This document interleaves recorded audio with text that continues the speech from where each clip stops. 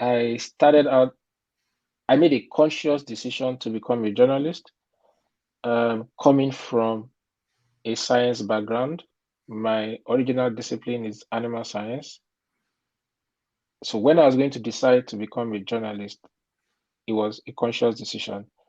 I wanted to use my pen to advance public interest, to help the society, to speak truth to power, to hold leaders accountable to the people.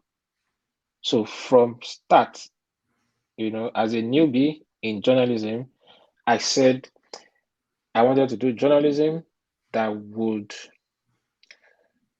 focus on the public interest. So as the years went by in my career, at the end of every year, I would analyze, ask myself how close I was to realizing the objectives, whether I was lost, and at some point, I think this was about in 2011, 12, I then decided to take it one step further and said my journalism then had to be investigative in nature if I wanted to realize those ideals.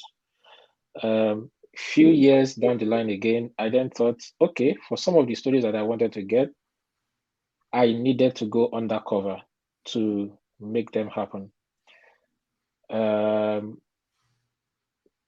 The biggest stories are always difficult to tell. Difficult to tell in that the required rigor is what very few journalists can muster, because sometimes the access to the stories are blurred. It's so difficult to get to them.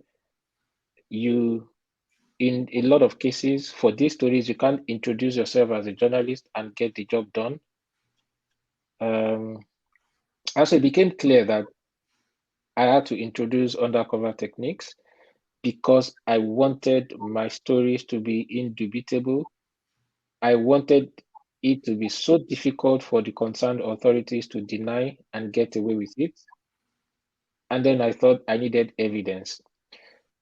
If the people do not know the extent, the depth of their problems, if they don't know the depth of the rots in the institutions that should protect and defend the public interest, then there can be no attempt at solving those problems. Is that the leaders, the public have to understand how bad their problems are. And that is what my stories seek to establish, obtain hard evidence of the problems going on in the society so that it can then be a platform for talking about